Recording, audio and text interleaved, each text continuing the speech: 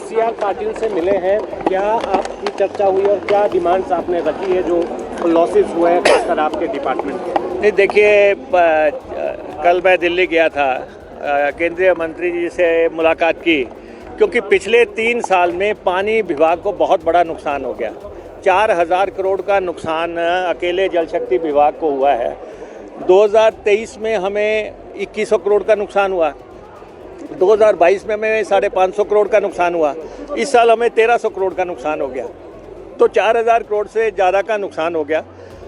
प्रधानमंत्री जी आए थे, उनसे भी बात रखी गई और हमने कहा है कि हिमाचल प्रदेश को एक मुश्त मदद की जाए।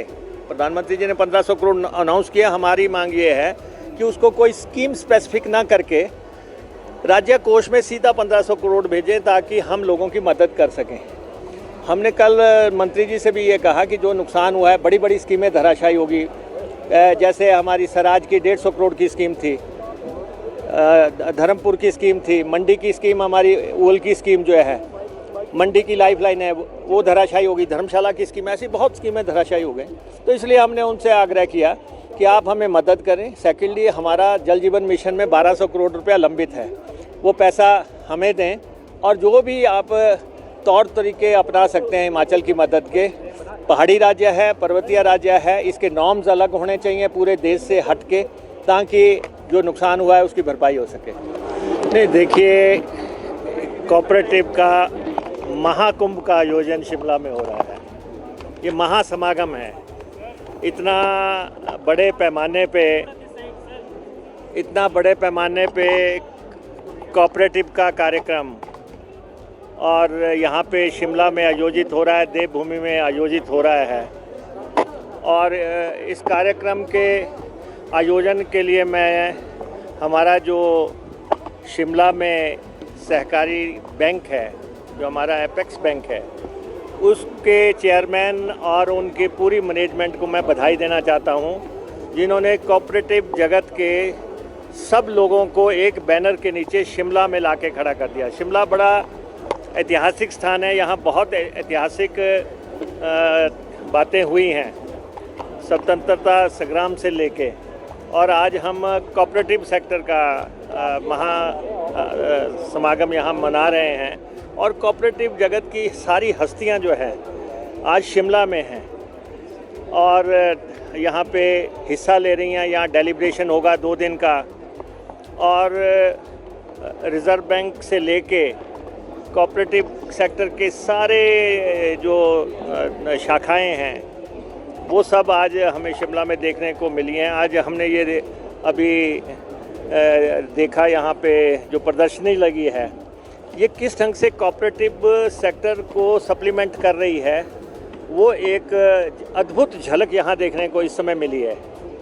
और आपको वैसे मालूम है कि हिमाचल प्रदेश कोऑपरेटिव का जनक है। वैसे पहली कोऑपरेटिव गैर पंजीकृत सोसाइटी हिमाचल प्रदेश में रजिस्टर बनी थी 1892 में, और उसके बाद जो है पंजीकृत सोसाइटी यहाँ पे हिमाचल प्रदेश में 2004-05 के आसपास आई।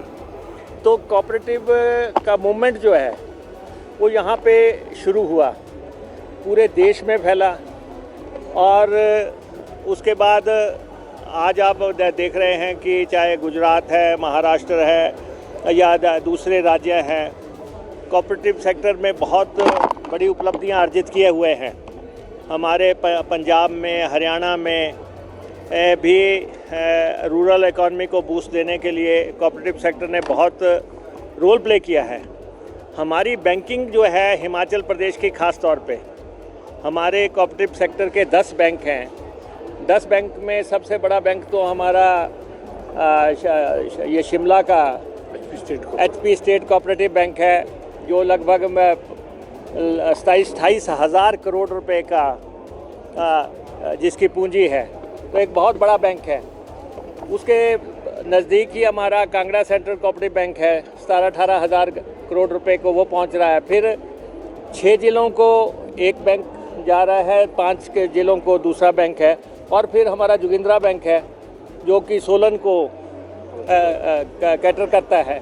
और कुल मिला के सोसाइटीज़ को देख लो तो 60,000 करोड़ रुपए की ये हमारी एम्पायर है, इससे ऊपर ही होगी, कम नहीं होगी। 60,000 करोड़ की जितना राज्य का बजट है उतना बड़ा एम्पायर कोऑपरेटिव सेक्टर का भी हिमाचल प्रदेश में है। और आपने देखा कि हिमाचल प्रदेश ने भी कोऑपरेटिव सेक्टर में बहुत बड़ा नाम अर्जित किया है। हिमाचल प्रदेश की भुट्टी वीवर सोसाइटी जो है, आप देखते हैं कि शॉल टॉपी के लिए नेशनली इंटरनेशनली रिनाउंड है, बहुत आगे बढ़ी है। और उसके बाद हमारा जो है हिम कैप्स है, वकील हम बना रहे हैं कोऑपरेटिव सेक्टर में, नर्सिस हम बना रहे हैं कोऑपरेटिव सेक्टर में, अभी आयुर्वेदा का मेडिकल कॉलेज कोऑपरेटिव सेक्टर में आ रहा है। और सोसाइटी हमारी 100 सवा 100 करोड़ की सोसाइटीज़ है। और केंद्र सरकार ने इस दफ़ा एक बहुत अच्छा काम किया है कि उन्होंने कोऑपरेटिव की यूनिवर्सिटी बना दी। अब कोऑपरेटिव के इंस्टीट्यूशन उससे एफिलिएट हो सकेंगे, आने वाले टाइम में कोर्सेज हो सकेंगे उस हिसाब से, जैसे हमने इंस्टीट्यूट बनाया। तो इसलिए कोऑपरेटिव का बहुत बड़ा भविष्य है। और कई राज्यों में लोग मंत्री नहीं बनना चाहते, वो कोऑपरेटिव सेक्टर की सोसाइटियों के चेयरमैन बनना चाहते हैं।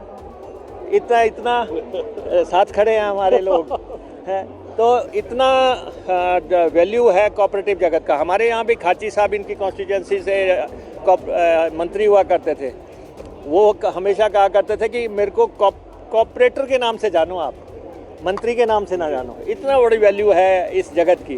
तो आज तो हमारे चेयरमैन साहब ने शिमला की धरती पे सहकारिता की धूम मचा दी है।